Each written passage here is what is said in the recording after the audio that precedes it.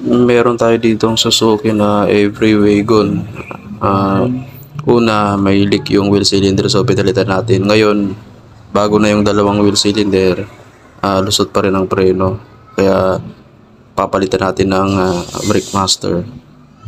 So yan, nakalas na nga natin. Medyo hirap tanggalin yung dashboard kasi converted, so dinukot na lang natin yan sa ilalim. Okay, so tiyagaan lang sa pagdukot. Okay, so ito yung OEM replacement na brake master. So yan ang ikakabit natin. So yun, so to make the long story short, na bleed na natin, na-install na natin yan. Okay, so pakita lang natin yung brand or yun. Okay, so thanks for watching.